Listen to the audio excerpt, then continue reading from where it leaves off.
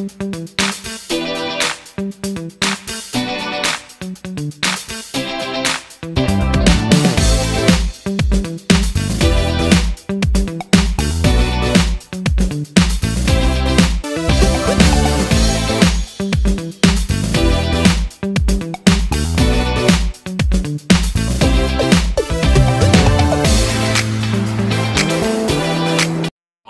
warahmatullahi wabarakatuh. Selamat pagi anak-anak.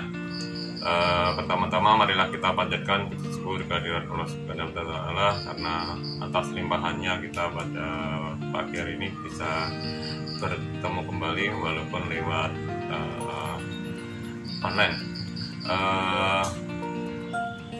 Yang kedua, saya ucapkan selamat pada anak-anak semua yang telah naik ke kelas 8. Mudah-mudahan di kelas 8 ini nanti kalian bisa sukses ya, bisa mendapatkan prestasi yang lebih baik lagi, sehingga nanti bisa seluruhnya naik ke kelas 8. Anak-anak yang berbahagia, pada kesempatan hari ini, ya, ini hari yang pertama kita bertemu dalam pembelajaran layanan bimbingan konseling.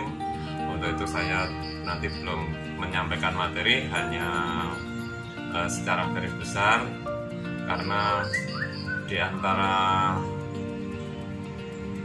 teman-temanmu ini barangkali ya, baru berjumpa dengan saya karena di kelas 7-nya tidak bertemu dengan saya.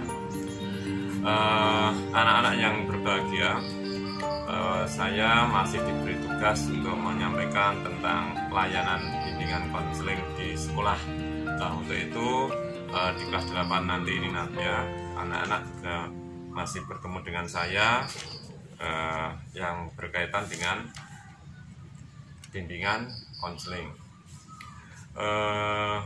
Anak-anak yang berbahagia, sebelum saya menyampaikan materi lebih lanjut, ya tidak ada salahnya ya kalau saya memperkenalkan diri, karena anak-anak juga sebagian belum kenal dengan saya ya. Nama saya Daeng Hadi Supanto, biasa di sini dipanggil Pak Daeng. Saya ya, alamat saya di Desa Sidaharjo, Medang, Madura ya. Kalau anak-anak mungkin bersepeda atau pas jalan-jalan ke Tempuran, pasti melewati rumah saya. Itu ya, saya di sini diserai tugas untuk menyampaikan materi bimbingan konseling di kelas 8A sampai dengan kelas 8 ini.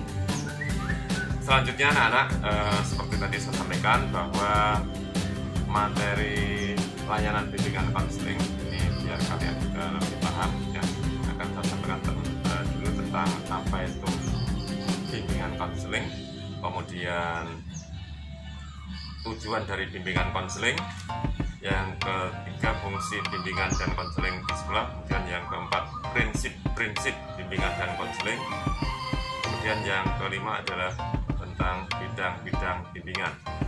Baiklah anak-anak, biar lebih paham ya untuk mengawali pertemuan ini ya, akan saya sampaikan tentang apa itu pengertian dari bimbingan dan konseling.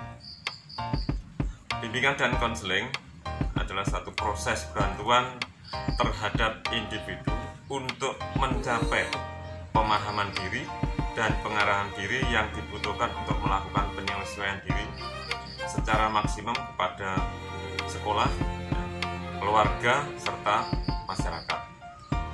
Jadi bimbingan itu adalah satu proses bantuan ya, yang diberikan kepada orang lain atau kepada siswa ya, kepada individu ya, untuk mencapai pemahaman diri dan pengarahan diri. Jadi anak-anak bisa memahami dirinya. Nah, dari pengertian tersebut atau dari definisi tersebut, saya sedikit tentang bimbingan konseling. Bimbingan itu berarti adalah bantuan yang diberikan oleh seseorang pada orang lain yang memerlukan. Jadi itu adalah arti dari bimbingan, adalah bantuan. Intinya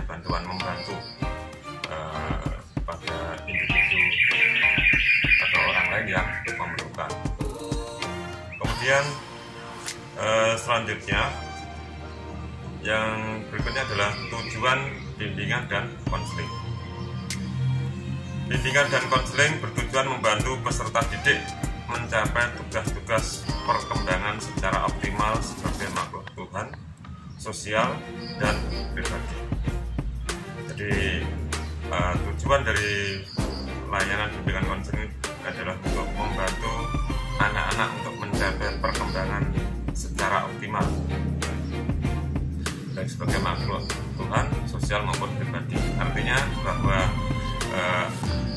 di sini nanti anak-anak ya diharapkan bisa bahagia dalam hidupnya, ya, kemudian bisa hidup bersama dengan individu yang lain, ya, hidup bermasyarakat, kemudian bisa mendapatkan cita-cita, ya, dengan kemampuan yang kalian miliki. Selanjutnya adalah fungsi dari bimbingan konseling. Layanan bimbingan konseling, ya, mengemban beberapa fungsi. Yang pertama adalah fungsi pemahaman, yang kedua fungsi pencegahan, yang ketiga fungsi penuntasan, yang keempat adalah fungsi pemeliharaan dan pengembangan. Selanjutnya tentang prinsip-prinsip bimbingan dan konseling di sekolah. Ada sejumlah prinsip yang mendasari terselenggaranya bimbingan konseling di sekolah. Yang pertama adalah prinsip-prinsip yang berkenaan dengan sasaran layanan. Contohnya bahwa di sini adalah bimbingan konseling melayani semua siswa, tidak memandang umur, tidak memandang jenis kelamin, tidak memandang suku, tidak memandang agama, maupun tidak memandang status sosial ekonomi. Jadi dengan konseling tidak memandang semua itu, jadi semua anak dilayani dalam layanan bimbingan dan konseling. Yang kedua, bimbingan konseling, ya, berurusan dengan pribadi dan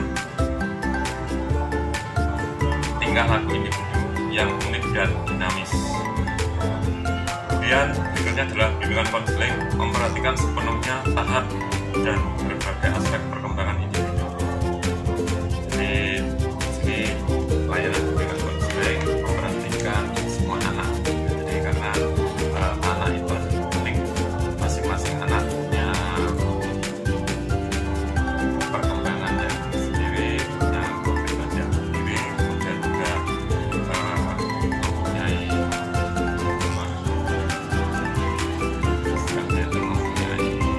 potensi masing-masing, sehingga tidak ada anak yang sama antara anak yang satu dengan anak yang lain.